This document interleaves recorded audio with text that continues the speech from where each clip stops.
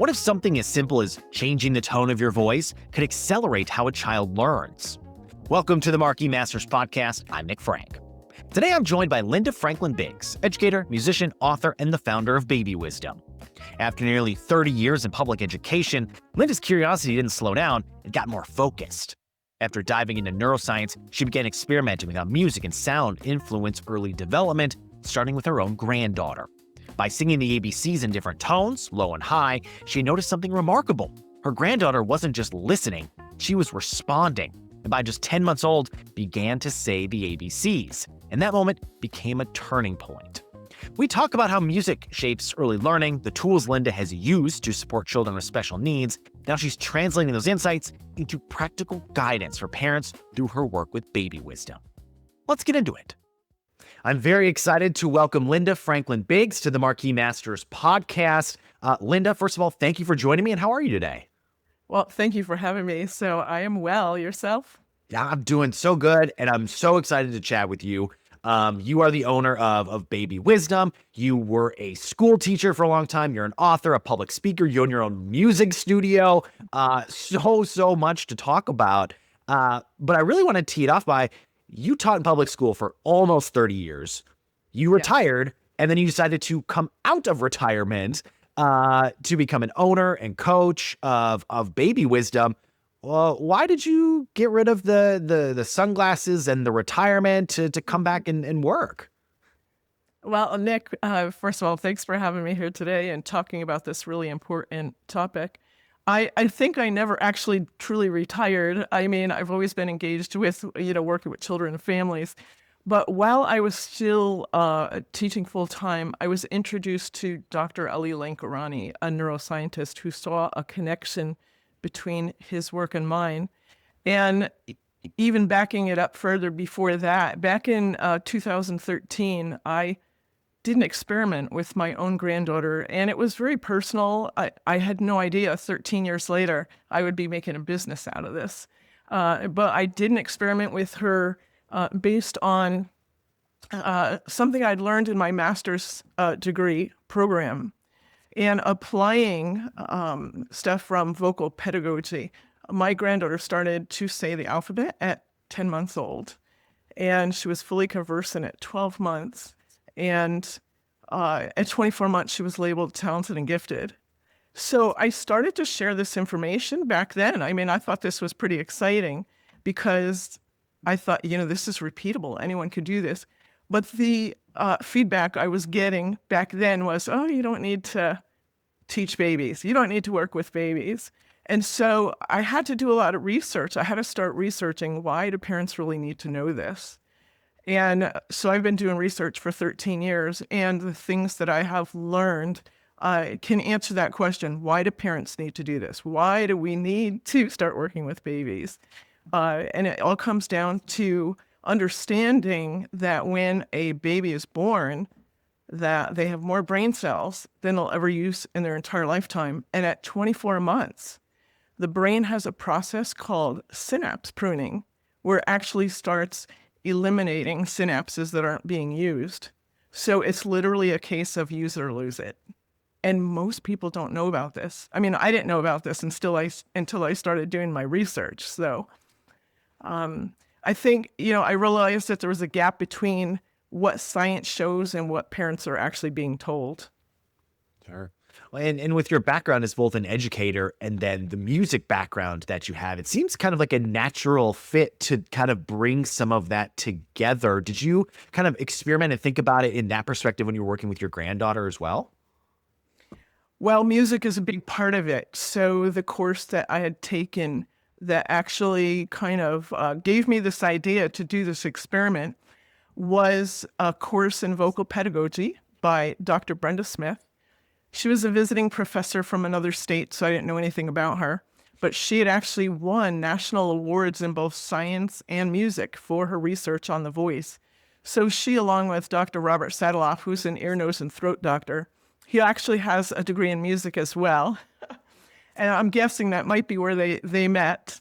But he had taken a small camera, insert it down up her nose, down the back of her throat, to videotape the vocal mechanisms when just about anything, when you sing high, when you sing low, what does it look like when you have phlegm on your vocal cords and all that kind of stuff.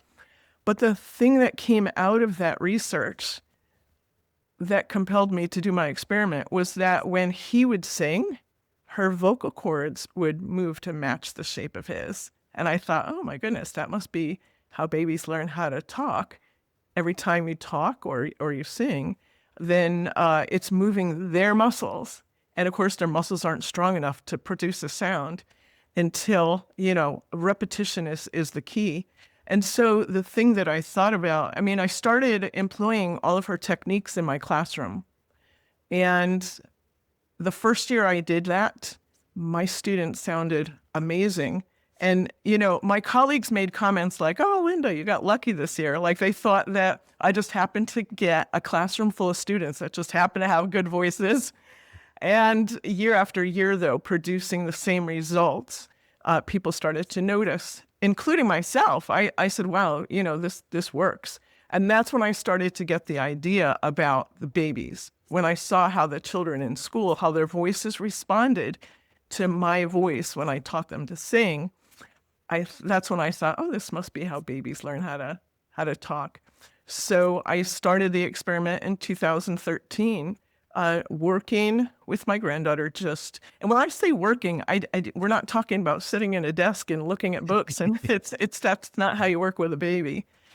And, but music was the number one force behind that initially, because I knew that if my voice was moving her muscles, the question became, well, how do you strengthen any muscle? Well, but, by elongate and contract. And I thought, well, how do you do that with a voice? Well, I saw in that video that professor had shown us that when you sing high, your vocal cords get long, thin, and stretched out. And when you sing low, they get short, round, and fat. So I thought, well, if I constantly sing high and low, that's going to work her muscle. So I was singing the alphabet to her every day, multiple times, like throughout the day. I would sing it in the traditional tune. I would sing it in made-up tunes that had more of a vocal range. And I would just sing random stuff, like, good morning, how are you? Just singing, because I knew singing was more powerful than just plain old speaking. And so when the first result came in at 10 months, like I said, she said ABC. I said, I have to go get my camera because nobody's going to believe this. Who's going to believe a 10-month-old baby said ABC? So I do have it on a recording. And at 12 months, as I said, she was fully conversant. I have a video of her at 14 months counting dollar bills up to the number 8. And then after that, she makes up numbers. She says teeny, 21T, which is interesting because she knows the teens are coming. She knows there's 20s coming, but she only counted up to 8. At 19 months, she went to the doctor for a sick visit. The pediatrician walks in the room. She's 1 year old. She says, I'm sick. I need a doctor. And the doctor says, well, I'm a doctor. I think I can help what seems to be the problem. And not only did she articulate all of her symptoms, but then she pointed and said, are you going to check my heart with your stethoscope? And the doctor was like, did this baby just say the word stethoscope? And she knew that word because she had the Doc McStuffins Playhouse. She had all the little Doc so she had a toy stethoscope, and she knew that word.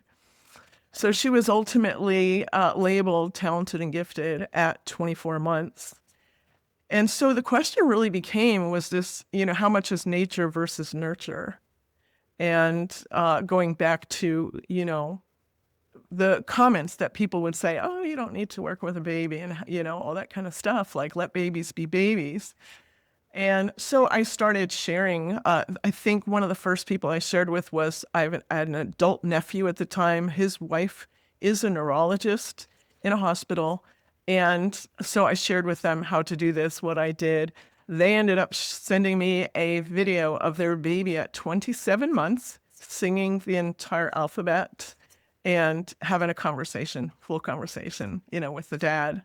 So the next question, I guess, really became, does this work with neurodiverse kids? And because that's really probably the crux of education, right? We have so many kids these days that have either speech delays or issues that need to be addressed in the classroom. And so someone had introduced me to this young mother. She had just given birth to a baby with Down syndrome. The baby was also medically fragile. The baby spent the first 4 months of her life in the hospital. And just the diagnosis of Down syndrome typically will put a child behind their peers by the time they start kindergarten. And to spend 4 months in the hospital puts a baby even further behind, any baby further behind, because now they're not getting the sights and sounds and smells and touches and, all the different four walls, of home, as opposed to just being in a hospital crib, for 4 months. So I met with this mom while her baby was still in the hospital.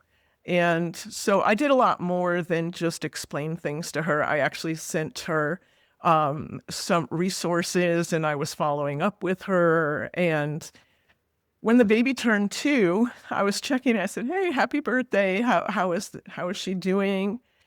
And the mom said, I get choked up every time I say this, but the mom said she's doing amazing. And she said the fact that she can communicate, she said we never get to the tantrum stage. And that's really big, because with really any child with either, any kind of special need that affects their speech, or they have speech delays or so forth, whether it's autism, there's usually this barrier between the child and the parent. And that barrier, that lack of communication, usually leads to frustration, which leads to tantrums. And the parents are frustrated because they don't know how to help their child. And the child is frustrated because they can't communicate to the parent. And here, this little girl at 2 years old with Down syndrome, who was 4 months in the hospital, was ahead of her peers at 2 years old instead of being behind at 5 years old. So, I mean, a baby's brain is already 85 to 90% developed by age 5. So the first 24 months of life is really a critical time for learning. Yeah. Have you ever wondered how some people's stories live on, not just through their work, but through history itself? For nearly 130 years, Marquis Who's Who has been documenting the lives of leaders, innovators, and changemakers across every profession. From CEOs and scientists to artists and educators, Marquis has captured the stories behind success, the people who define our times. Being listed in Marquis Who's Who isn't just recognition, it's taking control of your personal brand and using it to create a meaningful and impactful legacy. It's a record of your life's work, preserved, published, and accessible to generations who will study, research, and be inspired by your contribution. If you've built something meaningful and you've made an impact in your field or community, this is how you ensure your story is told and your personal brand is maintained accurately with integrity. Visit marquiswho'swho.com to learn more about how you or someone you admire can be featured, because history remembers those who take the time to record it. And whether it was your granddaughter with the doctor or this special needs child, like, what was the light bulb for you that you like, this is something that can be bigger, or we could help more families and more kids to get to this further advanced level at such a young age? Well, I actually had done my master's degree research on the effects of music on preschool children with Down syndrome. So I actually knew a lot about it. And what sparked even that for me to write my, thesis on that, I'd been working with children with Down syndrome in the public school, and we were servicing them beginning at age 3. So I had a special needs class, age 3, and another one, age 4, that would come to music once a week. And I had this little girl who they wheeled into my classroom in like a wooden high chair. And when they let her out of the high chair, she just darted off and ran. they'd run and chase her and bring her back to the height chair. Well, actually, they just brought her back to the music circle, and she'd run off again. And they'd bring her back, she'd run off. And they did this probably 4 or 5 times before they finally put her back into the high chair. And then a few minutes later, they would take her out because they were trying to get her acclimated to this setting. And she'd run off again. And so in my mind, I thought that she wasn't learning anything. And every time she ran off, all the other children who had a variety of special needs, they're looking off, oh, where's she running to? Like, it was drawing their attention. So I thought not only was she not learning, but I thought it was, detracting from the learning from the others. But I learned that that was actually not even true.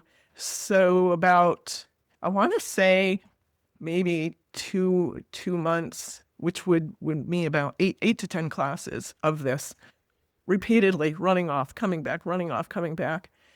The special ed teacher contacted me and said, hey, this child's mother just called the school asking what are these hand motions. Well, the girl was trying to sing the songs at home and she was doing all the hand motions from class.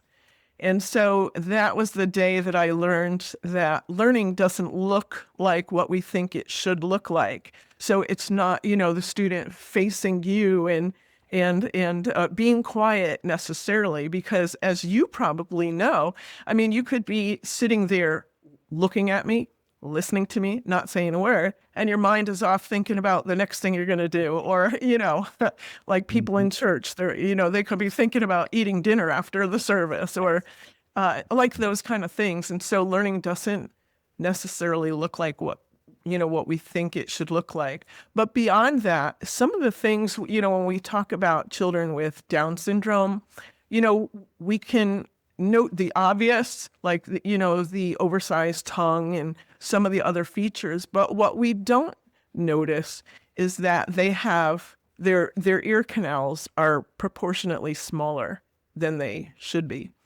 And they're prone to filling with fluid. So they often have fluid in their ear, and that combination of fluid in the ear and the ear canals are smaller to begin with. When they hear you speak, you sound like, to them, like you're speaking underwater, which is why they sound like they do. They're imitating what they hear. And so one of the things that I said to this mother with her baby with Down syndrome, I said, use a high-pitched voice, because your smaller sound wave is going to help to get through that fluid in the air than using a low voice, which will still probably sound muffled, it'll have that muffled sound. And so I think that I got really excited to see that, because this particular woman and her baby was the first opportunity that I had to work with a baby, as opposed to like the 3 and 4-year-olds that I was working with in the public school. Right. It's incredible to think about just changing the tone and like how much of a difference that makes, and how it's not even something I think a parent would think about, like, at all. Like, I have 2 children under 5, and I've never thought about, like, changing my tone or like the pitch or anything like that. Like, that's such an incredible, like, insight and something that you found. Throughout your career as well, you've also been able to kind of share some of these ideas in some books. You've contributed to 3 different best-selling books. You talked about The Doctor a little bit in the Parenting Owner's Manual, The Voice of Influence, the Cinderella monologues. What was it like working with those authors and then seeing like some of your thoughts get published? Well, the first book was, the Parenting Owner's Manual with Dr. Lankarani, and my contribution focused on the window of opportunity. That was actually the title of my chapter, The Window of Opportunity, Your Baby's First 24 Months. And so just helping parents to understand how they can shape learning and long-term outcomes. That particular book stayed on the bestseller list for 7 months. So that's pretty unusual, I think. It was a very interesting collaboration because there were 53 chapters in that book, and each chapter was written by a different expert. So it had to do with not just babies, but all the way, babies all the way through graduation in all different topics. And so that was an exciting collaboration. It was also a kind of a different type of collaboration because similar to how you're interviewing me right now, I was interviewed by Dr. Lankarani, and then our interview was transcribed into my chapter. So that's how that chapter was actually written. My contribution to the book, Voices of Influence with Jen Loving, that focused more on the Down syndrome and children with special needs. And so I got a little bit into the research and some of the things that I've already shared with you, and certainly a lot more. And then the third book that I contributed to, which was Cinderella Monologues by Mila Johansson, that was a collection of personal stories and the voices of women. Her grandmother, Mila's grandmother, was a suffragette and the first official woman lobbyist in Washington, D.C. So that just kind of adds to the meaningful historical legacy to the project. So, I mean, my contribution reflected themes of purpose, voice, and stepping into meaningful work later in life. Yeah, wonderful. I'm so curious of like where in your life sparked this interest in the parenting and developing and really having a passion for helping other parents with their kids. Like, where does this passion start from, and where did it come from? Well, it's a combination of things. I think not just the combination of my academic background, my professional experience, and what I've applied over life, but I think it actually started when I was 11 years old. My neighbor gave birth to a baby. She had additional surgery that made her unable to pick up her baby for a period of time. And it was summertime. So I spent my entire summer going over her house every day for the entire day and helping her with her baby. And I mean, I grew up in a large family and my mother was a nurse. So we always had babies in our house. I mean, how many 11-year-olds know what a fontanelle is? I knew what a fontanelle was at 11 years old, the soft spot on a baby's head. And so I think that it's a combination of things. But that's where it started. I mean, my love for babies, I think, started when I was 11 years old, doing that summer job for my neighbor. And then I think that the interest just heightened when I had taken that vocal pedagogy course, seeing how it actually transformed my classroom, and then taking that to the next level, doing the experiment and getting remarkable results. So each thing was like a step higher, and a step closer, and led to the next thing. It just kind of naturally led to the next thing. Yeah. I feel like we could continue to keep diving into all this because it's just like incredible to hear. But I'd love to learn a little bit more about you. And when you think outside of the work that you do, Linda, what do you do in your free time? When you're not working with babies and you're not working with music or people, like what are you doing outside of that? Well, I stay very active in the areas that are really meaningful to me. And so I think family traditions are very important in our household, but I do continue to teach piano part-time, which I truly enjoy. I just do that part-time. I'm also very involved in my church. I serve and volunteer as the nursery coordinator. I also volunteer and participate in the music ministry there as well. So that just allows me to combine my love for babies and love for music, in a really meaningful way. In addition, I now volunteer at Yale Pediatric Hospital, and I just love doing that. When parents can't be there because they've got to work, they got to pay the bills, and these babies are just laying in their crib, well, I come along and I will sing to them and employ all these things that I am talking about. I'll rock them, I'll hold them, I'll sing to them.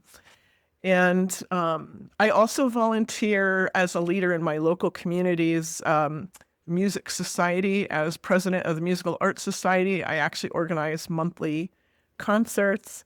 But getting back to what I was mentioning about family traditions, we enjoy camping And every Labor Day, Memorial Day, we go camping. My sisters, their families, my brother, his family, and we've been doing this for over 20 years.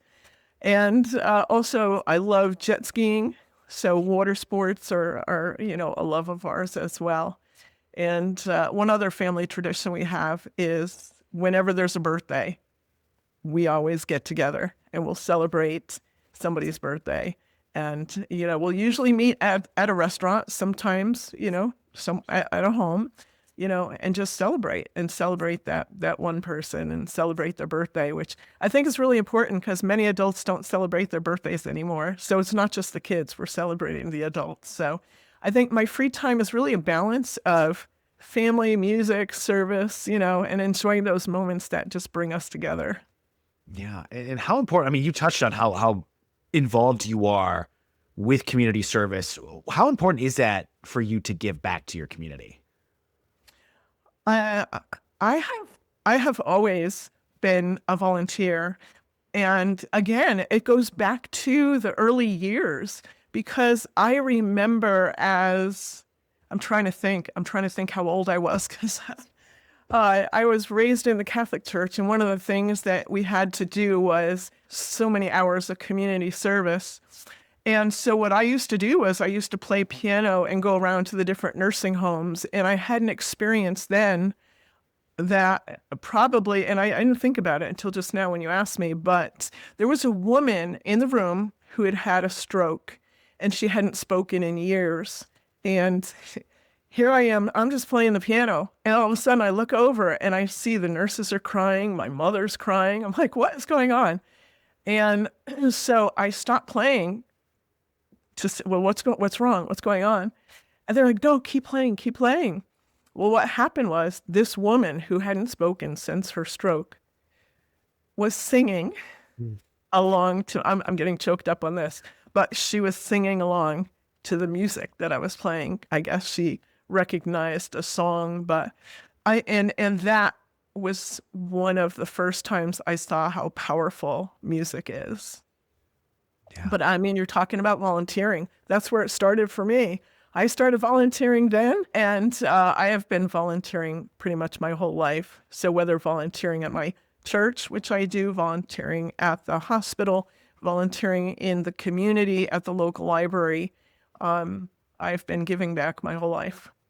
Isn't it just incredible the impact that music makes? Like it's just like I've found it in my life as well. But it's just incredible to hear and feel how people can get so immersed and so engaged and so moved by music. It's just incredible to me. Well, music is such a powerful factor. I mean, when we talk about, when I talk about babies, I mean, one of the things that I talk about is that speech and language acquisition, it's processed in the same part of the brain as music. And in the same way, I mean, we use the word rhythm in music, we use the word syllables in language, but it's really the same thing. And so rhythm is one of the first things developed, when we're talking about developing, language acquisition in a baby and speaking. But, when I work with the babies, actually one of the first things is their attention span, that you notice their attention span just grows. It's so amazing. By 3 months, 4 months, there's a little baby I'm working with right now. She was born prematurely, and she was born almost two months prematurely. And people would stop the mother because and make comments about how focused this baby was and how the attention of the baby was just stopping people in their in their tracks. And they would comment. This baby said her first word at 4 months. She said eyes. That was crazy. Wow. So with someone with such a deep musical background, I'm very curious about this. If you could have lunch with any person, whether they were past, whether they're still alive, who would it be?